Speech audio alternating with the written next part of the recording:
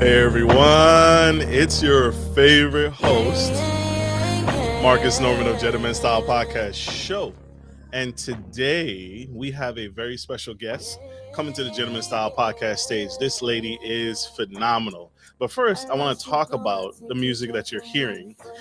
This is some self promotion because this is a North Carolina up and coming artist. She is absolutely changing the music industry. She's blowing up on TikTok and has over 1,000 downloads on Audible, Spotify, and anywhere you get your music. Miss Janelle is coming to the stage. You guys got to stay connected to the podcast to hear that interview and that conversation she has coming up. And I just want to do some self promotion for this young lady because she is going to rock the billboards. So you got to check out her song that's coming up. But to pivot, I have this incredible lady coming to the Gentleman Style Podcast stage. She is talking about something that I think we all need. If you are in business today, if you are in any industry, I don't care what industry it is, if you have a business and you have customers, you need to hear what this young lady is putting down, what she's sharing, what she's bringing to I think right now, this is current, but also the foreseeable future. Customer service. Time and time again, we have all run into businesses that are failing and dropping the ball on the customer service experience. And she is here to help us peel back the onion, peel back the layers, and talk about why the customer experience strategy and mindset is so crucial to your business. And she's spoken at Microsoft 365 Productivity Consultation, she helps organizations design customer-centric cultures, resilient teams, and scalable growth strategies for your business, my business, our business. So we can beats back and push back and have what I like to call the Chick-fil-A model of customer service and customer experience, and why you can get your customers to come back to you over and over and over again. She's been sought out for speaking engagements across the world and speaking on the customer experience, customer success, leadership, and organizational culture, and everything in between. So, without further ado, help me welcome to the stage this incredible woman, Miss Abisola, coming to the Gentleman Style Podcast stage. Hi, Marcus. How are you, ma'am? How you doing? Hi, thank you. It's lovely to be here on this lovely evening, Sunday evening. Absolutely. It's a pleasure to have you. Thank you for saying yes. Thank you for being here and sharing this space and giving back in this space. I want Pleasure. to start off with a curveball, a light question. And it speaks to Mhm. who you are and how you came to realize what I call your superpower. Why the focus? When did it first light off for you that you have unique insight and wisdom and experience in the customer experience space? And why do you speak to it? Why do you coach it? When did it first kick off for you?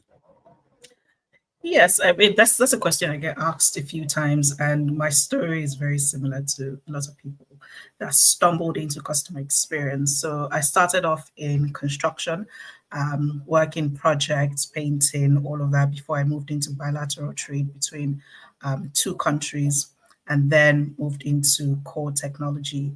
And I realized that every touch point and every part of my career has had to do with interacting and interfacing with customers and different nomenclatures, but the core of it had always been making sure that value was provided. So when I did realize and kind of created what I realized was, oh my goodness, this is customer experience. Started off with customer service and then deepened into an experience where we're looking at the entire value chain. And so about maybe half a decade ago, I just realized, you know what, this is customer experience. I want to hone in on this. And I just, went to town with it. So everything I have done with the lenses of customer experience. And I'm looking at things, even as simple as going grocery shopping, you're looking at how does this experience, how can it be better? How am I looking at it? If I wasn't the customer, or if I am the customer, how do I look at it? And so that continues to shape how I do things, how I interact with people, how I show up even on my regular day-to-day activities, or not even my regular day-to-day, I say even my volunteering. It's all through the lenses of a customer's experience. So Yes, I stumbled into it, but now I own my space. I'm comfortable here. I obviously know what I'm doing and kind of just enjoy it. Absolutely. You gotta love what you do. You gotta love what you do, and you do it so well. What's the difference? So, for those who are unfamiliar of the distinction, what is the difference between customer service and the customer experience? You said it's diving deeper. Can you share that experience or what that means? Yes, so again, another common question you see and you hear is people interchanging customer service for customer experience and customer experience for customer service. Now, when you talk about customer experience, you're looking at the entire journey. So when you become aware of a brand and its existence, that touch points that happens when you go through the customer journey of, say, the first thing being awareness, or then going on to say, oh yes, I have consumed enough information about this, then my first touch point, whatever that touch point will be, whether it's social media, whether it's your website, whether it's a chat, or whether it's a phone call, whether, whatever touch point that is, you're going through the entire journey. An experience has been created. And that experience being created makes you make that decision of whether you're going in to buy or not, or going in to sign up for a service or not. So there's an experience there. And then there is that post customer experience where I have made that decision. I have gone on to purchase. Now, what happens after? What happens in terms of after sales service? Is there any there if I need to return?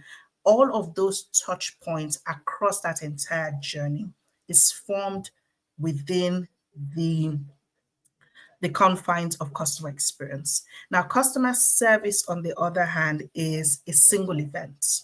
It is usually I'm reaching out for support, I'm reaching out for help. Usually happens, say, when you're signing up something or you've already signed up and then something goes wrong and you just reach out, as someone takes a call, somebody responds to an email, a chat, and just resolves that issue. That single touch point or that single event is customer service. The entire chain of every experience and every interaction that happens from the beginning till the end is customer experience. So the difference there is one is very holistic and encompasses everything, and the other is just a single event. Love it, love it, love it. Thank you for breaking it down that so delicately. You see how makes it scientific. She takes these complex issues and she breaks them down to this finest point. Round of applause, Miss Abisola, the champion, Love it. the champion. I love it. Have you ever had a bad customer experience yourself? And can you speak to that? Can you personally, describe it? Huh? personally, Yes, yes. oh, I think everybody has. I really don't think there's anybody that can say, "Oh yes, I haven't had any bad experience," or all my experiences have been great. Obviously, I have had bad ones. I have, signed up for things, hated the experience, and just popped out. I have, gone on to buy a product and returned it. Some have been difficult. I do remember one that happened a few years ago, and it wasn't a physical product I signed up for. It was a service, and it was a 1 month trial. It was a 7 days. You know how you have a 3 days, 7 days trial or a 1 month trial. Now I had done a 3 days trial, and it had gone on to extend that and pick up the service for the entire month, and I was fine with it. Now at about the 3 weeks mark, I realized I wasn't getting the value I needed, right? And I went on to cancel the service. And I knew I had at about a week. I usually, when I want to cancel something, I usually would set a reminder so that I don't cross the date. And I did set that reminder. So 3 weeks, I knew that I wasn't getting that value. I went on to cancel it. And I couldn't find where to cancel it. It wasn't there. I sent an email to them. I did all sorts, and they just were not canceling that service. So 1 month came, and I was charged. I went ballistic. Mm. I was very upset with that because I had been trying. I mean, if I didn't try, I would say, okay, yes, that's my responsibility. I take on that. But I had been trying to cancel this thing, and these guys were just not. And I got charged. I eventually disputed it with my bank, but then they started sending me emails and asking why I disputed that. And then I had to go back and say, hey, I have been emailing you, texting you, sending messages to cancel this service. It was intentionally created in such a way on their websites that you couldn't find how to cancel it. So it was almost like once you sign up, it's a death trap and you're not leaving till, we want you to stay with us forever. And I absolutely hated that. And so that was one experience, pretty recent, a few years ago, but I can't remember any that has been particularly horrible except that one that happened a few years ago where I couldn't just get out of contract. But yeah, disputed it. I got my money back, which was fine after that. I'm like, yeah, that's okay.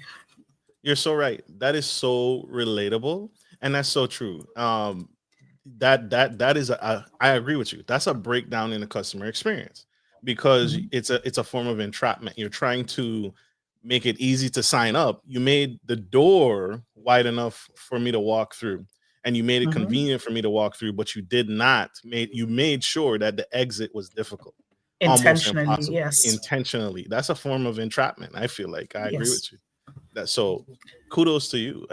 But I feel like that pushes against customer service. If you had a great customer experience, why are you leaving us? I've heard that pushback from organizations. Why are you leaving us?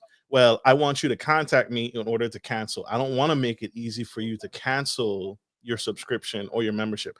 I need feedback in order to grow. I need the feedback so you can tell me, hey, you're unsubscribing from our newsletter. Why? So that I can fix it down the road. What do you think about that? I think I want to know as a business owner. I think most There's business really nothing. Yeah, there's nothing wrong with allowing people cancel. There's nothing wrong in people canceling. It's presumptuous to think that all of your customers are going to stay with you in perpetuity and nobody's ever going to leave. Some people will leave.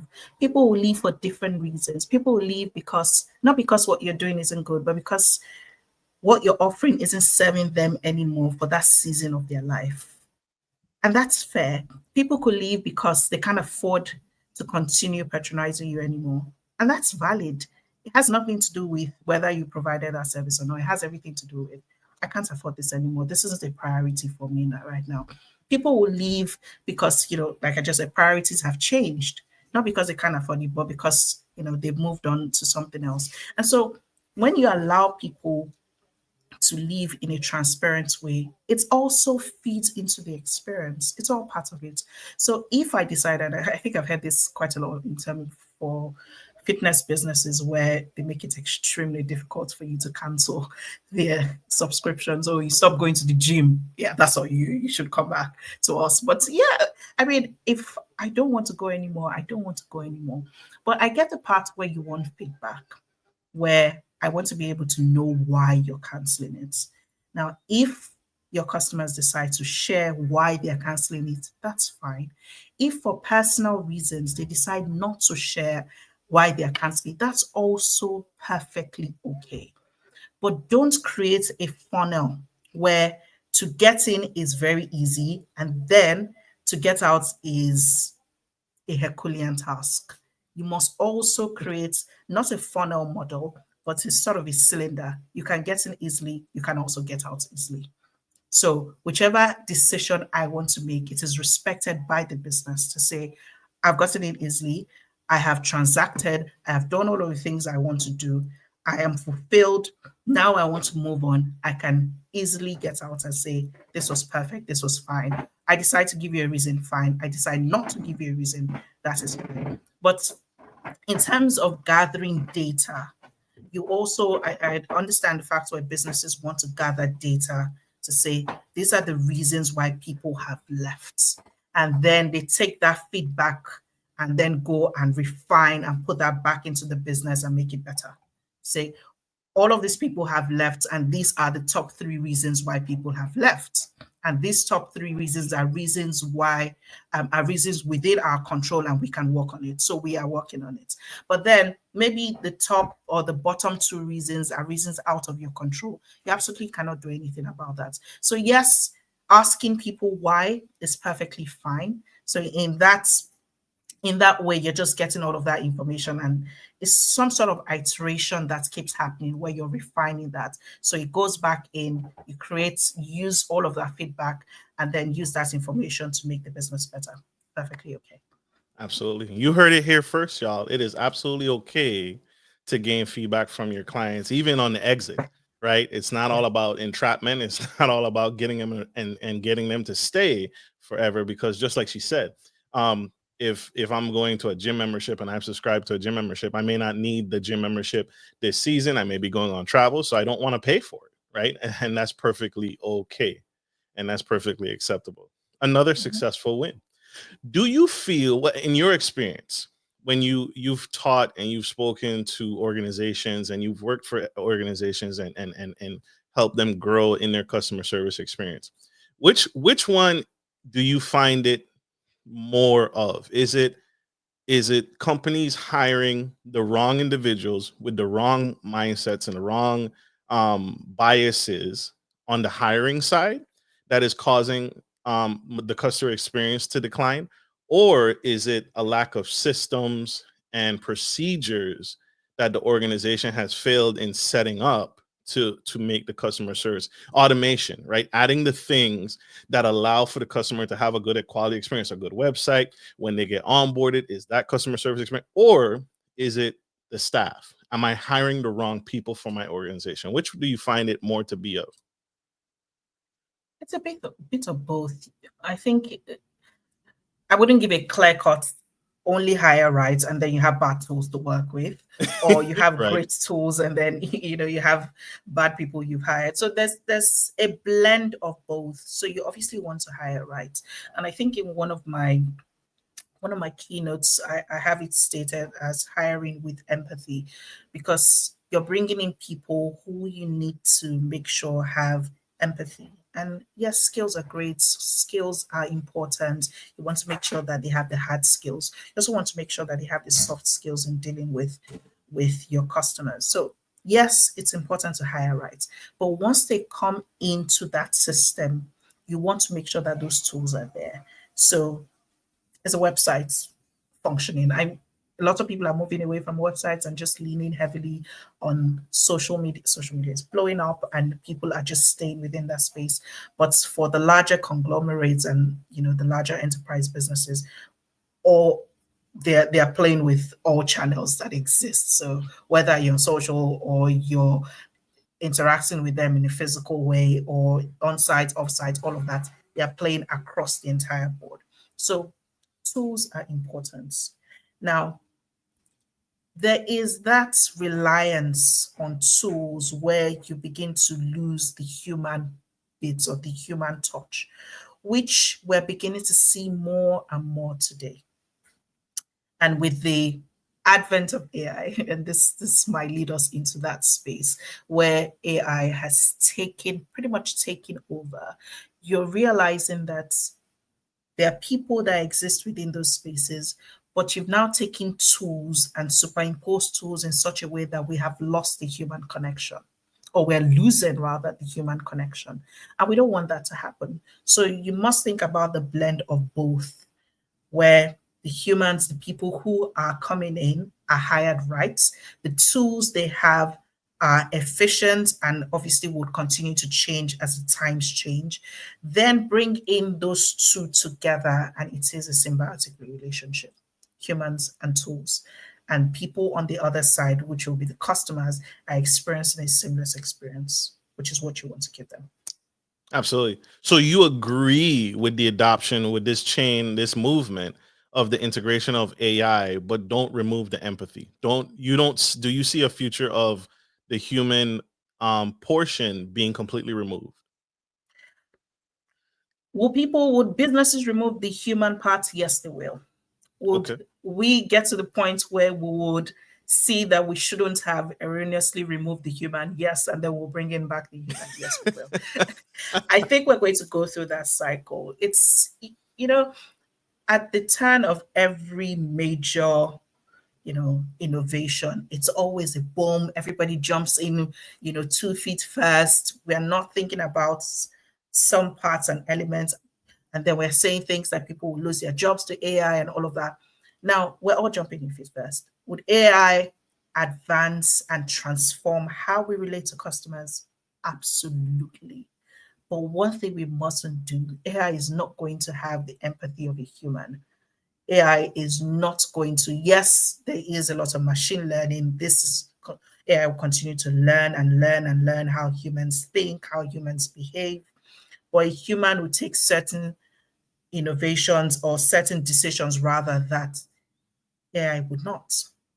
And I think I saw a fantastic blend of innovation and human empathy. A couple of days ago, it was just a random video of someone who went into Japan and she was served by robots, which obviously is interesting to see that in real life, to be served in a restaurant by robots. But then there were not robots that were serving, there were people behind those robots. And there were people who, for some reason, for medical reasons, for many reasons, could not come to work, could not be on site, say they were immobile. So from their homes, they are taking your order, they are controlling, those robots, and they're talking to you. So it's not just an automated voice behind, it is a person saying, oh, try this, oh, try that, oh, I see you're wearing this color. This will really go with what your preference is. Or, we can have an actual conversation. The person on the other end will say, oh, I'm home and I am not able to come into, the restaurant today because I have a communicable disease, or I'm immobile, or I'm trapped in my wheelchair, or I have young children and I want to stay home with them. And so I will take your order and then we can have a chat about that. AI will not do that. Just a machine or a bot will not do that. And that was one of the very few times where I saw that integration. And I mean, Japan is doing fantastic work. So that is another conversation. Those guys are off the roof. Anyway, so, that blend of that human empathy. So you've taken the human, you've taken a bot, and you have created a seamless relationship where I am talking to a bot, but I'm talking to a human at the same time while I'm looking at a bot. It's amazing. So, yes, that blend of the computers or the AI and the human being coming together, I think will be the game changer. But we will go downhill first. I think so. I think that would happen where we're just going to chuck everything into these robots, realize it's a mistake, and come back around. And double back. Yeah. Yeah. Yeah. I agree with you on that. I feel you on that. We oftentimes the biggest triumphs come from mistake, and that's the lessons learned. Is how we learn and get ahead of the game. But organizations can continue to consult with you and book you and reserve an appointment with you in order to minimize that impact, right? And Yes. the name of the game is pivoting, right? Yeah. COVID-19 taught us this. The 2008 market crash taught us this, is that in organizations, when you pivot, right, you have to pivot quickly and Quickly. sometimes Mhm. abruptly. And so when you notice Mhm. that defect and you notice things are breaking down in the customer service experience, you need to pivot, but you can get ahead of that trend by connecting and reaching out to you and booking a consultation with you and getting ahead of that trend. So super Mhm. powerful. You Yeah. have direct insight. Your past experience, one of the unique industries that you have experiences is construction. And I Yes. was literally brainstorming, how does customer service integrate into how can you walk me through that, or the audience member watching you who owns a construction business? Because I imagine there's very little need for the customer experience, for me to Mhm. focus on the customer experience. Am I wrong? Should contractors and construction sites focus on customer service just like every other business?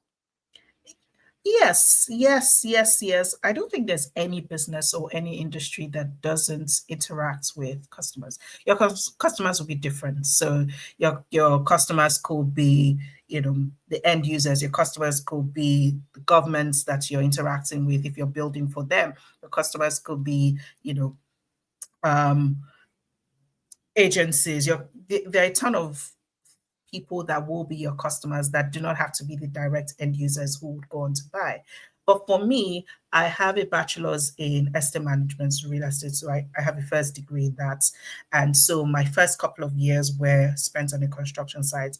I wasn't building, but I was managing projects from the lenses of customer experience. So everything at the time, and my focus then had to do with painting. So there were a lot of projects that I was working on where we went in to create what they wanted in terms of paint and then go on to go on to execute. And how did customer experience and customer service play into this? One, people usually didn't know what they wanted. So there always had to be a touch point person to say, these are possibilities, or these are recommendations, or this is what you want to do in your kitchen. I mean, it was as simple as that. This is what you want to do in your children's room or your guest house. This is what you want to do. These are the quality, these are the types, these are, you're recommending things to them. And because I'm also an artist, I was also doing a bit of color specialization where I could recommend and I could pick up colors. So pastel and things like that. And I Mm. don't play with colors as much anymore, but at the time I was very deep into the art space. I even used to go on to write the dissertation of a couple of artists at the time. So I was in that zone where I'm picking up colors, I'm picking up recommendations, and just coming together and bringing that together. And then, so in terms of customer experience, what did they want at that time? So we did work with, say, like groups and also end users. What they wanted was to be able to come in and create a sense. There's always a feeling that you want to be able to enact when you walk into your home, when you walk into a building, when you want to walk into, say, an office space, right? And you're able to do that with color. So there was a bit of color psychology that I was also doing at the time. And so that experience you're creating in terms of the feeling, in terms of managing the project, because it was also project management then, where you want to start a project and then you see it all the way to the end. All of that had to do with that experience. I want to be able to take away the burden of this project from you. Let me know what you want. I'll walk you through. You are in the know every stage of this project, and at the end of it, we hand it over to you. It was a seamless experience for a lot of them. Yes, there were bumps here and there, which is expected, but more often than not, they were very seamless. Wanted, got what they wanted in terms of colors, but got what they wanted in terms of that feeling, and that's that psychology, that's reenactments they wanted when they walked into whatever space that we were working on at the time. So, yes, and yes, and yes, there will be customer experience even in construction, and I did quite a bit, even up until valuation of properties, even up to it was yes, I can go on and on. It was a whole thing, and it was extremely beautiful. So yes, construction is not left out when it comes to experiences. I love it. I love it. So see, there you have it. You see how she walks you through that. Even the customer experience is just as crucial on a construction site as it is in your restaurant or your painting, right? That Mhm. customer service can always be tweaked and developed. And at the time, the world misses you because you're you're experiencing your background in colorization and picking those pastels or the right colors for that new nursery, that new baby room, or that mother-in-law Mhm. suite. The colors matter, and Yes, so they the do. the world, you are necessary, ma'am. So I appreciate you for breaking that down. Thank you. Powerful, powerful, powerful. And I want to pick your brain here. You have Mm. a saying where you believe that customer experience is everyone's job. Mhm. And what does that actually look like inside an organization? What does that mean to you? Do you know what's funny is the fact that this exact statement, there was a debate about it on LinkedIn a couple of days ago where there was a back and forth about why CX everyone's job. It shouldn't be everyone's job. There should just be a points person. And I heard one of the best, or read one of the best analogies I have read about CX being everyone's job, which is when you go on to listen to music, the symphony, the harmonization, the beautiful music that happens, there are a ton of people that make that happen, ton of instruments that you're hearing, the violin, the piano, the saxophone, the trombone, all of that coming together. But there's one person who coordinates, the coordinator that makes sure that that sync is extremely beautiful. And so CX being everyone's job doesn't mean that all of those people are point people. The CX professional is the point person, but every role within an organization has a part to play. So from the products people who are there to the to say accounts, to sales, to marketing, everyone is playing their parts. So if I, as the point person, I'm having a chat and I go back to the customer, we're having a tete a tete, we're setting things up, and I have certain timelines and we've, created certain timelines for ourselves. And I go back to say IT to say, hey, I've just had a chat with these guys and this is what we're looking at doing. And this is a potential timeline. How about we, get on this? And IT tells me this is not a priority for now.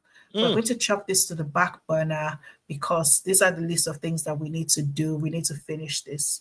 Now, if IT does not understand in that scenario that it is also their job to make sure that the the customer gets exactly what they want, then it's a problem.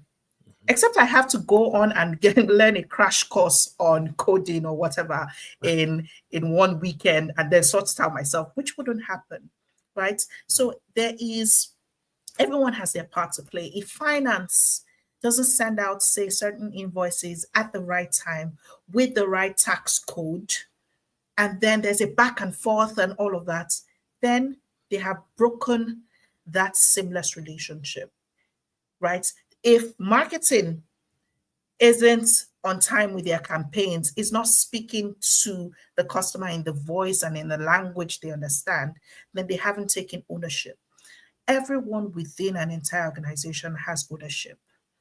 There would be a coordinator, and a CX professional is some sort of like the coordinator, where you are the point person, you are speaking the language of the customer within the organization, but each person will own their own space and make sure that they are delivering. And so, if for any reason people and teams just hands up to say, sex is not our job. My job here is to make sure that accounts balance because I'm in accounting, or my job here is to make sure that this product goes live.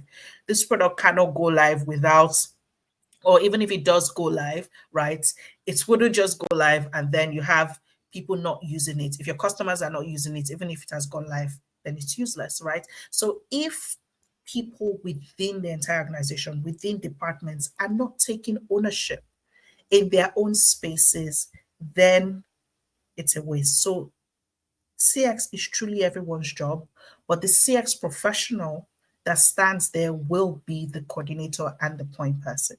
So it's fantastic.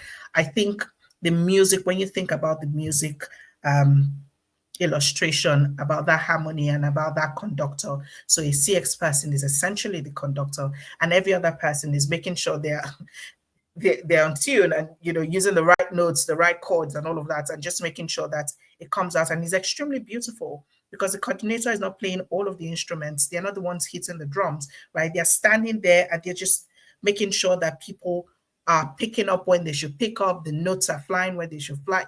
It's a beautiful symphony at the end of the day. So think of your CX person as your conductor. Absolutely. I love that this depiction. I wish I need to subscribe to your LinkedIn so I could have seen that is a well said. I used to play in high school. I used to play the saxophone and clarinet. And you're right. If one instrument or one section was off, the rest, Mhm. it sounds weird.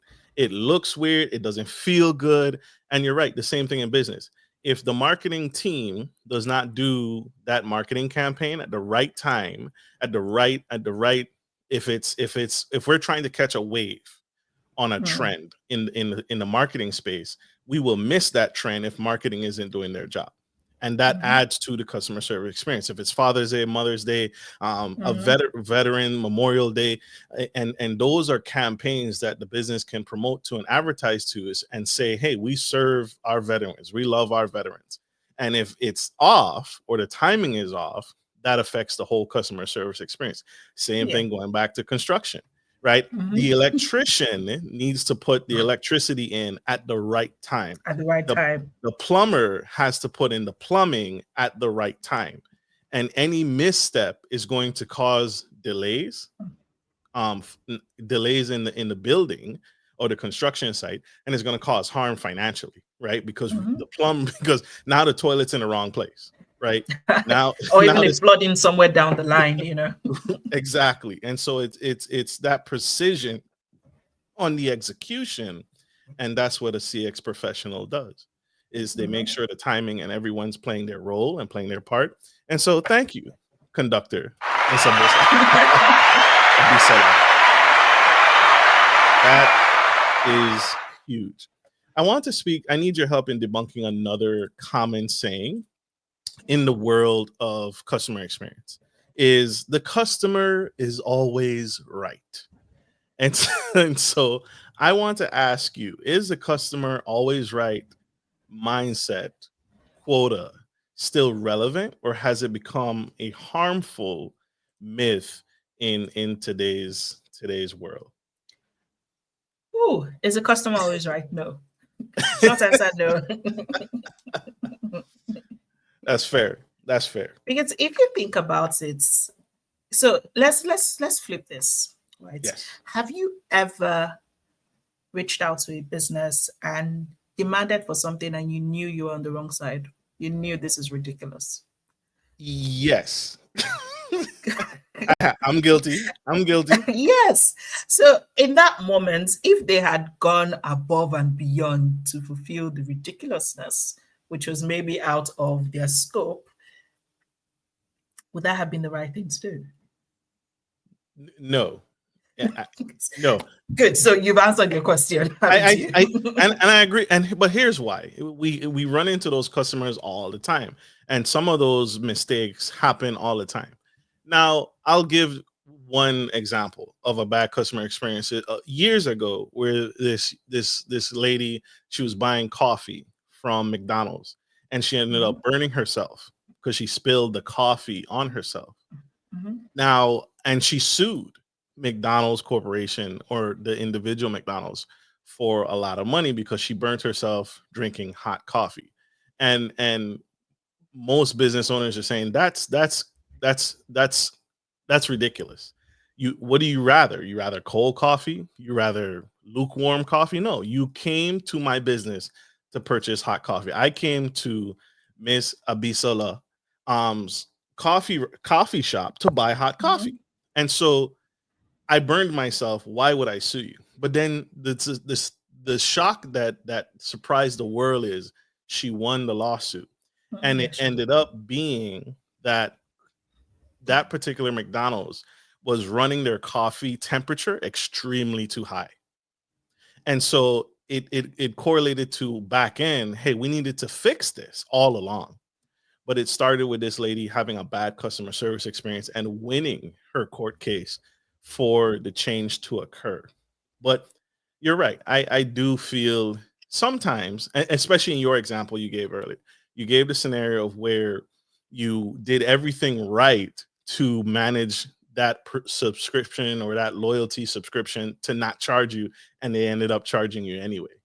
And so Mhm. you had the emails, you had the text messages, you had the phone call records to prove that you had been doing everything in your power to cancel this in advance. But for the customer that doesn't do that work and still feel entitled to a refund when you didn't do any of the work that you did, um, I think those clients, there needs to be a fair treatment. And I think what I hear you saying is that you could actually do your company more harm by going above and beyond for something you actually don't do. I Yeah. think I I th- think, yeah, there are extenuating circumstances where it is okay. You can go above and beyond for a one-time scenario. This might be a false equivalence, but I think of the Stanley Cup incident where the car was burnt and the Stanley Cup wasn't burnt and the content of the cup was still very cool. Right? It wasn't, I mean, it was no fault of the lady driving for her car to go up in flames, but they did put out a statement saying, please don't touch your cars. You're not going to get a brand new one just because. And if you think about it, if they never put out that statement, right? And if few people had gone to touch their cars just because they had a Stanley Cup in them, would would Stanley now be liable for replacing your cars because, you know? Right. So when you think about um, the customer has always been right, the customers are not always right. Like I said, there are extenuating circumstances where it's okay to give a nudge. It's okay to say, this isn't what we do, but for this one time, we're going to indulge you. And then just make it clear that this isn't what the model of our business is. Now, that's one thing. Now, when you look at another side of it, is when the customer um, is not demanding over and above, but then you are going out of your way to make sure that you are giving them over and above. So an example will be, I think is the Hilton hotels or so that had a cleaner or someone within their team, a ground staff or so, send off something that was forgotten in one of the rooms to the person and actually went there and returned it. That's going over and above. The client did not request that. They obviously did not expect that anyone would fly or even send something 2,000 miles away, but then they did that. So in certain scenarios, and it's always tricky to find those scenarios that are the right scenarios for you to get that click to say, I think this is okay for us to go and do this. Or say if you are a physical store and you don't have something and you point them to your competitor to say, these guys have what you're looking for. What scenarios would require that? So there's always a balance. First, the customer will not always be right. In some scenarios, you can't go over and above just for that scenario. And if it is an extenuating circumstance, and then if they are not demanding for it, you can also go above and beyond. So always, it's always a dance to find that balance between when do we go over and beyond, when do we put our heads down and our hands down, our foot down to say, no, I'm sorry, this isn't our scope. This is an airline business.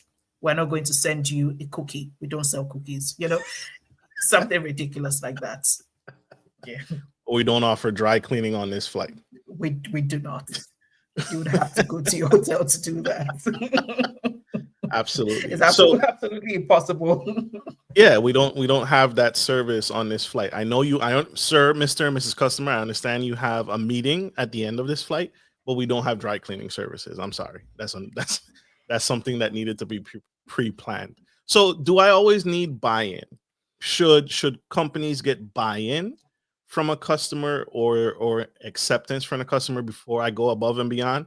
Should I get the customer's consent, or are there parameters that can be stated organizationally that allows my team or my managers or my leaders to be empowered and say, okay, you can go above and beyond, but here's the box, here's the parameters? And or do I always need to have customer buy-in? um I think to give that wow element, the element of surprise, so you may not have, the customers buying. You also want to stay within what is legally available or what is legally allowed, whatever your legal team advises. Excuse me. And there's also um, the autonomy that you also want to give your team to say, we're allowed leeway and this is the extent to which we're allowed. So yes, this is what we do, but there is a buffer on both sides for us to dance around it and play around it to make sure that we are giving some good experience. So I think in some scenarios, yes, you would get buy-in from them. So in other scenarios, you may not.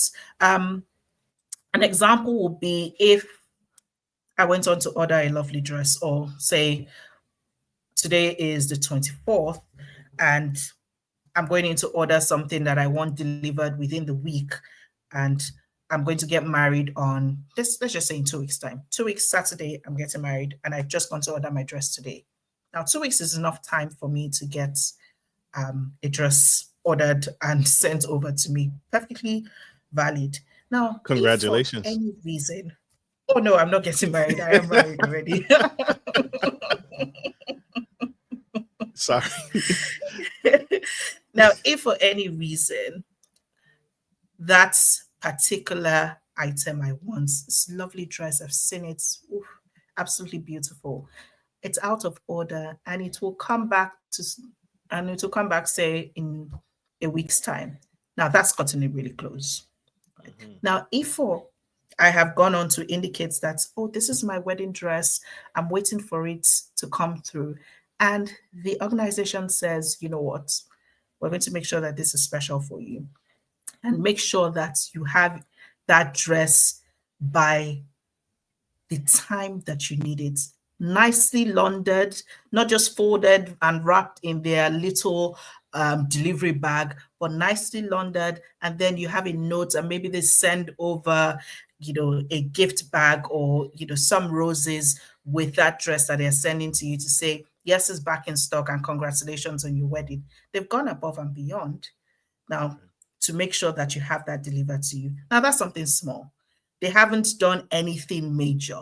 They've sent you a gift box, could be worth $100, £100. It's not major. But then on your receiving end, I could look at this and I am extremely touched. They have kept in touch to make sure that I'm not panicking, because wedding season is panicky season for a lot of people, right? High stress season for a lot of people. So, right, they've made sure that, hey, we're going to keep in touch.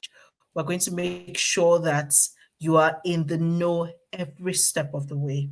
And then he arrives, and I see this lovely gift box and see this bouquet of flowers telling me, congratulations and all of that. Now that's beautiful. What you've done is the team has had autonomy to make a decision. You've given them a buffer to say, this is where our alignment is. A dress isn't in stock, it comes back in stock in 1 week, you get a notification, and that's it. But we have taken that and we have extended that to give us that buffer to say, yes, it comes back in stock, but every other day you're going to get a message from us telling you where it is and what is coming to you. And then when it arrives with an extra thing that you didn't buy. So allowing people within the team to have a bit of autonomy, I think in some way it helps. So, no, you may not have buy in some instances. And yes, in some instances, you would have a buy in. Absolutely. Absolutely. I love this. I love this. I want to talk about another speciality, some more expertise on you. You have unique insight to Microsoft 365. And so on the earlier topic, we talked about the integration of AI automation.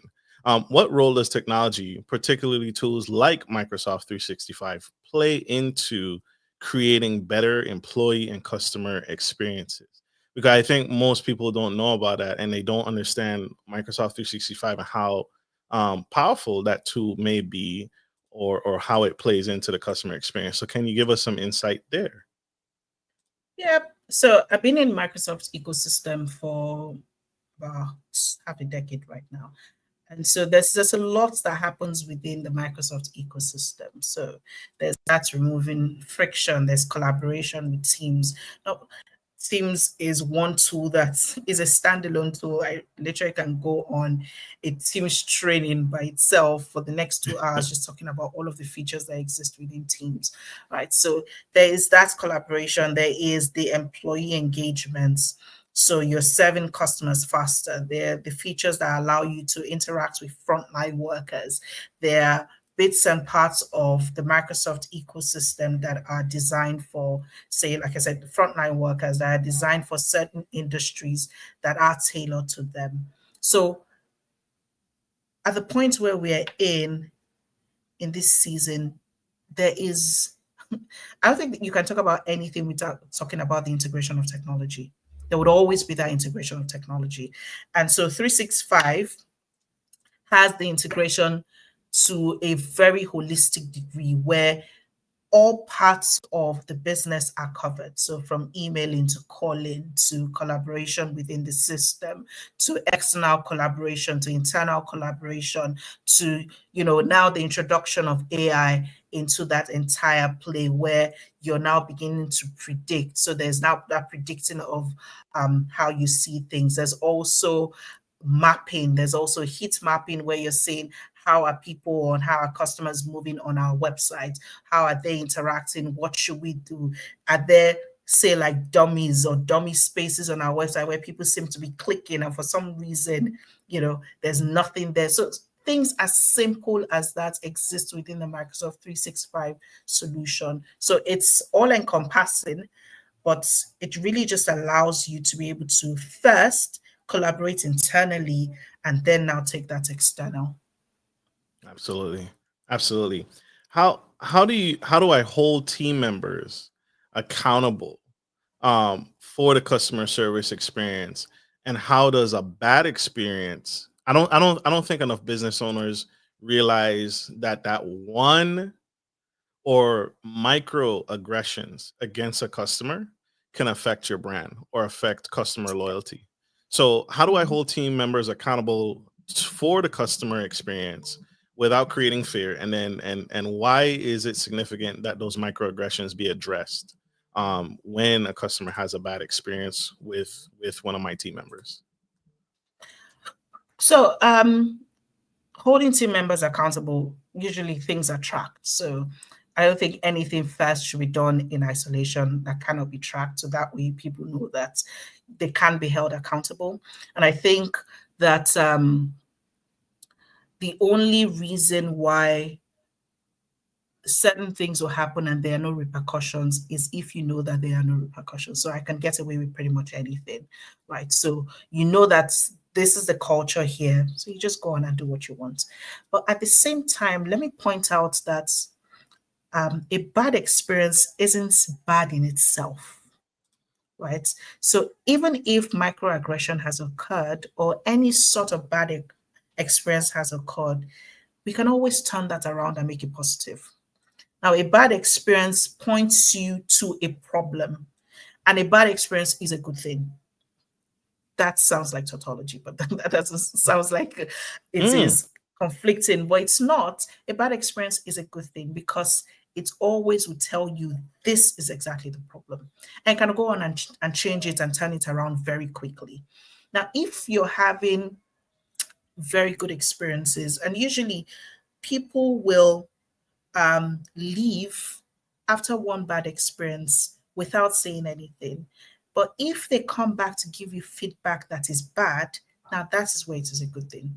So if, for instance, going back to my first example um, where I struggled to cancel the subscription, if I just left and never said anything, didn't send an email, and I was just charged and I just disputed that with my bank quietly, and I just went about my merry way and nothing happened. But the fact that I had sent multiple emails, the fact that I sent messages is a pointer to them internally for them to review that process. Now, for all of the people who leave quietly, who never say anything, it is it doesn't help the business. Now, for those who actually have bad experiences, so whether it's microaggression, whether it is a bad delivery, whatever bad experience, and they go on to actually report it, it is fantastic for the business. Because one, you go back and solve that one customer's issue, but then you're going back to review an entire process that could probably have created some level of churn without you realizing what the problem is. So by one person actually owning up to say, this is not good, you're going back to kind of plug that loophole, whatever that loophole was or is. You're going back to plug that loophole. So microaggression, yes, may affect a brand's perception, but don't just sit in it. Take it and turn that around very quickly and address it. Absolutely.